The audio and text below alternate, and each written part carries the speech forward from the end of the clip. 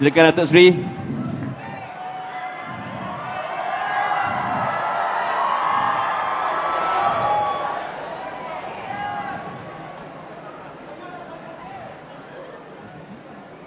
Datuk Seri sihat, Datuk Seri? Alhamdulillah. Dikhabarkan hari ini jadual cukup padat.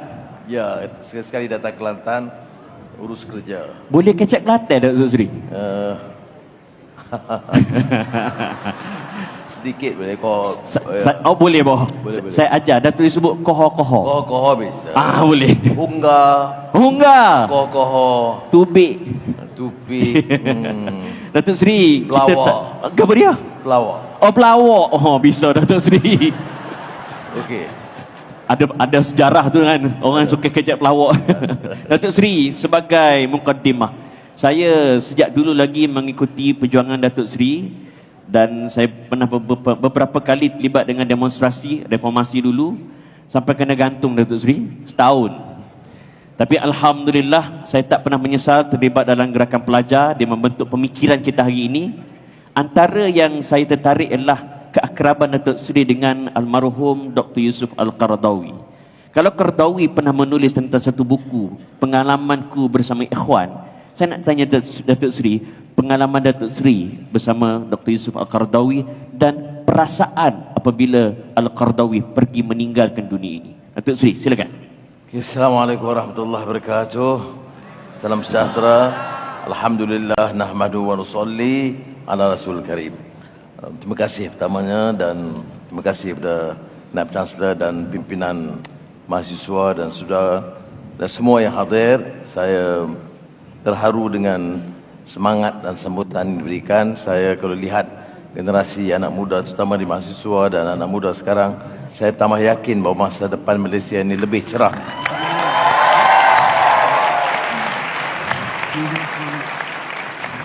Jadi sebelum saya sentuh tentang Al-Qaradawi ini, saya nak sebut bahawa tugas kita ini, ya, termasuk di kalangan mahasiswa, itu dikatakan membangkit semangat baru untuk bawa perubahan bagi negara. Islah mastata'tu, reform sedaya upaya kita. Bila kita kata reform, kita andaikan bahawa keadaan sekarang ini walaupun okey, tetapi harus ada perubahan. Anak muda ini dikenali sosoknya apa? Ya umurnya muda, hairstylenya beda, kacaknya lain, tetapi ukuran dia apa? Bercita-cita, kepada idealism, kepada semangat yang kental, benci kepada kepura-puraan, rasuah dan penyelewengan, cinta kepada keadilan, kemanusiaan. Ya, ini ciri-ciri yang patut dipertahankan. Jadi saya menaruh harapan yang tinggi. Ya. Saya hanya mampu bawa dalam keadaan negara sekarang dengan pengalaman yang lalu, perpecahan kaum, agama, rasuah yang menjadi sistemik dalam negara kita, ketirisan, maka saya hanya memberikan ruang. Saya memberikan kebebasan sepenuhnya kepada anak-anak muda. Berfikir secara kritis. Jangan jadi cai. Jangan jadi wala. Guna fikiran, dengar, nilai dengan baik. Kalau tidak, kita hanya jadi alat perkakas. Bersyarah, berdegar, gegak gempita, tapi mewakili sosok yang kolot dan jumud, retrogresif. Jadi kita harap saudara, anak-anak sekalian, faham bahawa keperluan kita ini membawa corak pemikiran baru, lebih bebas, lebih terbuka, tahu apa arti kebenaran, keadilan dan mempertahankan hak kita. Ya. Dan tahu bahawa masa depan negara ini mesti dalam landasan yang jelas. Mau apa? Mau kebebasan? Ya. Tetapi mau keadilan. Mau pertahankan kemanusiaan. Hentikan kerusakan.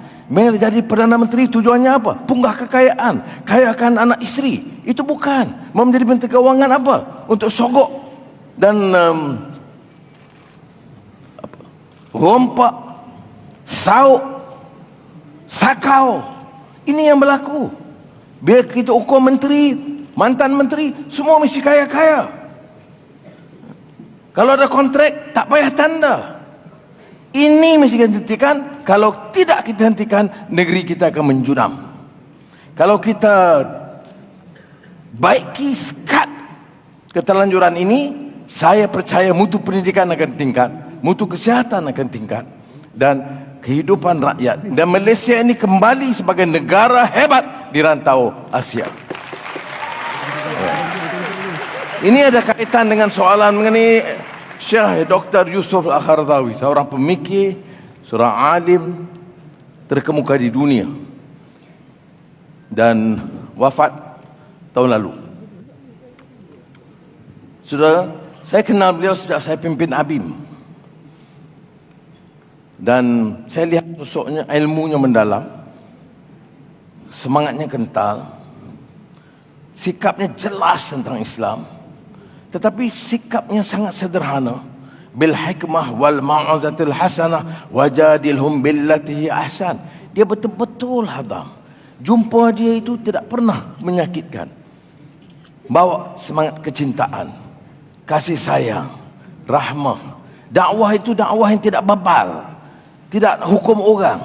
Bila ada tren ketika itu, tahun awal 80-an, bila ada tren kafirkan sama Islam, yang disebut takfir wal hijrah, dan kafir mengkafir, dia tulis terus. Bukan tugas kita mengkafirkan, tugas kita mendakwah. Dia datang ke Malaysia pertama kali. Saya masih pimpinan ABIM, iring dia ke Universiti Melaya. Kemudian dia tentunya tak salam dengan wanita. Tapi ada seorang profesor Melayu, wanita, angkat tangan, terus dia jabat salam. Jadi kita tanya, Syekh, sebab apa? Dia kata, biasa saya tidak salam, tapi saya tidak mau rendahkan darjat dia, memalukan dia di khalayak. Jadi tak ada salah bagi saya salam. Saya tidak ada apa-apa niat. Itu kan kebijaksanaan yang sukar dicari kadang-kadang di kalangan pendakwah kita. Ada anak-anak tanya, keras menentang. Kalau baca buku dia tentang sikap melampau, tak ada. Dialog dia di Amerika, di UK, di dunia Arab, tidak pernah bunyi menolak dengan keras. Kamu tidak mau Islam, kamu terus masuk neraka. Kamu tak ikut kami, kamu sesat. Tak ada langsung. Dia menerangkan dengan baik. Kepada saya, dia tahu semasa saya jadi menteri, dia tahu ada bukan Islam di bawah kita. Dia kata, Anwar kena jaga. Kamu kena jaga orang-orang Islam tu biar ada maruah. Kamu kena jaga perasaan orang bukan Islam. Jangan dia rasa tersisih dan terhina kerana kamu bicara soal Islam. Kerana kekuatan Islam itu bila kamu bicara Islam, dia tambah kasih kepada kamu. Jadi kalau tanya saya tentang Qaradawi, dalam keadaan saya di penjara, dia tulis keras, mengecam sikap zalim yang menolak kebenaran, menuduh tanpa saksi. Dia ditulis jelas. Dan Azizah ada ketemu dia di Qatar semasa saya di penjara, dan dia kata dia tidak akan datang ke Malaysia selagi saya tidak dibebaskan dari penjara. Itu dia tokoh alim yang kita hadapi. Tapi yang penting yang nak tekankan sosok ini apa dia dalam kita, dalam dakwah dan kebangkitan Islam. Islam mesti menunjuk keupayaan dia, bawa satu mesej rahmah, bawa boleh mampu menarik minat, bukan menimbulkan kebencian. Ya. Dengar pidato-pidato dia, tidak pernah caci dan menghina orang. Orang ini sekular, orang ini liberal, orang ini menyesatkan, orang ini tidak bermoral. Itu tidak pernah dengar daripada tokoh ulama. Yang dengar ni hanya ulama-ulama picisan yang knowledge dia rendah dan didukung oleh walaun yang tidak berfikir dan tidak pernah begitu. Jadi sudah, terima kasih kerana tanya masalah Syekh Qaradawi. Satu contoh sosok seorang alim yang benar saya kagumi. Dan memang saya tiap kali saya ada ke lapangan, kalau pergi sekurang-kurangnya setahun sekali, saya mesti bersama dia di rumah dia di Doha sama dengan Azizah dan keluarga, kerana saya anggap dia sebagai seorang guru, seorang murabi, tetapi dia mengajar kita tentang kebijaksanaan, tentang kesabaran, tentang istiqamah, dan tentang memuliakan insan. Dia memuliakan insan. Tidak pernah dengar dia meremehkan atau menghina. Dalam ketegasan dia pertahankan kemuliaan Islam dan sistem Islam yang syamil wa kamil, yang lengkap dan sempurna. Tidak pernah meletakkan rasa kawan-kawan kita bukan Islam itu seolah-olah terpinggir dan direndahkan. Ini dia kehebatan seorang pendakwah ulung dunia. Terima kasih. Masya Allah. Tepukan. Sebelum kita membuka soal jawab daripada mahasiswa-mahasiswi, soalan saya yang terakhir, Datuk Seri, mengenang balik bila datang ke Kelantan, hubungan Datuk Seri dengan almarhum Tuan Guru Ni Abdul Aziz. Tersenyum, Datuk Seri? Ya, saya senyum sebab kalau saya jawab, ada kawan-kawan belah sana mengatakan kita hanya peralatkan nama Tuk Guru Ni Aziz. Tapi tidak. Tadi umpamanya saya pergi menyantuni Masjid At-Taqwa, masjid keluarga Datuk Mat Yaakob, Menteri Besar Kelantan. Sahabat lama, sosok yang sederhana. Dia minta tambahan peruntukan masjid yang sedang disiapkan. Dan saya tidak lihat ini sebagai pertemuan dua parti berbeza. Saya mewakili keadilan, PH dan Kerajaan Perpaduan. Dia mewakili PAS dan Perikatan Nasional. Tapi sosok dia sederhana.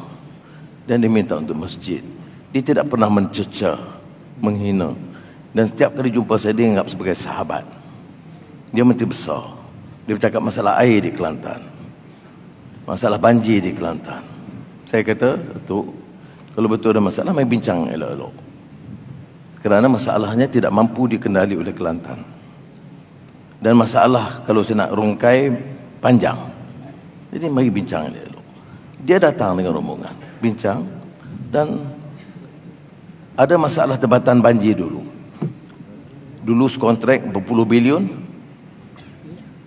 tidak ada tender. Jadi bila saya ambil alih, saya batalkan kontrak itu. Diluluskan tapi belum di award. Bila saya batalkan, saya boleh jimatkan 1.8 bilion ringgit. Bayangkan. Kemana wang itu saya sampaikan? 800 juta untuk selesaikan masalah banjir di Johor dan 1 bilion ringgit untuk selesaikan masalah banjir di Kelantan. Dan hari ini saya umumkan keperluan segera air bersih.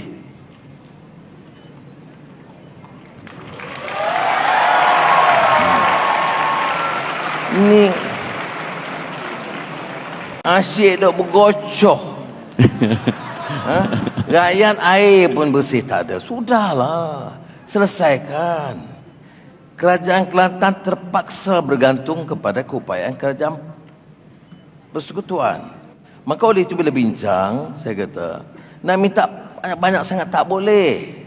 Tetapi kita boleh mula projek, tapi mesti dikendali bersama. Pengurusannya, prosesnya, ketelusannya, mesti. Kerana saya tak ansur. Ini bukan soal Kelantan. Mana-mana pun, kerajaan yang saya pimpin tidak akan bertolak ansur soal good governance, soal ketelusan. Saya tidak akan izinkan rompakan lagi. Saya kata, I don't care. Orang kata, oh, Anwar tak ada isu lain. Isu rasuah, yes. Kerana isu rasuah lah yang menjahanamkan negeri kita. Isu rasuah lah yang menyebabkan wang kita sekarang nilai ringgit jatuh. Isu sakau lah menyebabkan hutang negara 1.5 trilion ringgit. Dan defisit keuangan 5.6%. Kenapa pimpinan tak peduli? Tak ada wang, hutang. Siapa yang nak bayar hutang? Anak muda yang nak bayar hutang. Saudara harus bangkit menentang corak pimpinan begitu. Ya, saya marah. Saya marah kerana saya boleh cari jalan keluar. Ambil hutang, bagi orang happy. Tetapi kan tidak bertanggungjawab. Pengurusan ekonomi tidak tahu. Yang tahu cerca orang saja. Saya kata, apa pun kamu boleh serang Anwar dan pimpinannya sekarang. Satu perkara yang tak boleh dinilai. Saya tak ambil 1 sen duit rakyat untuk kepentingan keluarga saya. Rumah Seri Perdana sebelum ini berapa belanja yang kamu jajah pimpinan sekarang ni? Dulu repair, gunung repair, nak perbaiki, nak indahkan rumah rasmi Perdana Menteri berapa? 38 juta ringgit. Berapa saya belanja? Kosong. Ada Mercedes baru yang diorder 2 juta ringgit untuk Perdana Menteri. Sempat saya datang, saya batalkan. Saya guna Proton sekarang.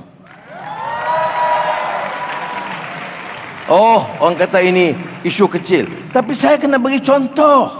Kamu pemimpin, kamu mesti beri contoh yang baik. Dan ini yang harus kita lakukan. Baik.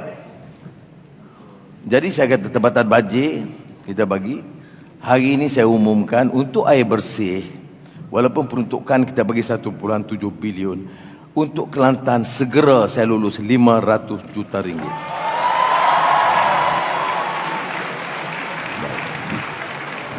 Tapi harus ikut saluran kerjasama yang baik. Ini kerana Menteri Besar dia kecek dengan baik. Kecek molek lah. Kecek molek dan yang baik. Kalau ada Menteri Besar yang sombong-sombong, kamu tunggulah dulu. No time for you, I'm busy. Tapi kalau baik, bincang elok, tak apa. Parti lain tak apa. Kita dalam sistem federal persekutuan begitu. Orang pilih. Baik. Jadi ini ada kaitan dengan apa yang kita bicarakan soal Tugu Haji Nik Abdul Aziz. Dia pas pada awal. Saya dulu UMNO. Tapi hormat saya segi pribadi dengan dia tidak putus. Sebab itu bila saya disingkirkan oleh Tun Mahathir pada tahun 98, bila datang ke Kelantan, dia izinkan stadium digunakan untuk menyambut. Datuk Seri, saya ada Datuk Seri. Itu ada. Oh, ada kat stadium Datuk Seri. Dia Seri. kena gantung setahun daripada universiti. Ya, jadi dia sebut. Kemudian hubungan baik. Saya dari keadilan, dia dari PAS. Tapi dia sebut saya, dia tidak pernah putus doa supaya saya kembali bebas pimpin negara ini sebagai Perdana Menteri. Itu kata dia. Baik. Ada orang ulas kata, oh itu masa dia anggap kita bersama dia, masa keadilan bersama PAS. Tak apalah, itu tafsiran masing-masing. Saya tidak mau argue. Dia benar tidak ada, tapi saya cuma ingat sosok yang dia, yang orangnya sederhana. Tengok hidup dia. Tengok penampilan dia. Tak semestinya saya setuju dengan semua dasar, terutama ekonomi, ya, dan sosial. Tetapi dari segi penampilan seorang sosok tokoh pimpinan itu luar biasa. Apakah ia mewakili semua sosok dalam parti dia? Tidak. Ini suatu yang satu yang agak istimewa. Jadi kita dah faham. Jadi saya, dan sebab itu baru-baru ini bila saya bincang ke bawah dunia Maha Mulia Yang di-Pertuan Agong tentang anugerah-anugerah, dia tidak pernah memohon. Keluarga dia pun tidak pernah mohon. Tapi saya memikirkan wajar, kerana saya pimpin sekarang, wajar saya memberi cadangan supaya Tuanku Agong Perkenan diberikan anugerah menghormati seorang tokoh bangsa dan negara yang berjasa. Itu dah diberikan Tan Sri kepada Tuanku Nik Aziz. Semoga Allah merahmati arwah Tuanku Nik Aziz. Amin. Baik.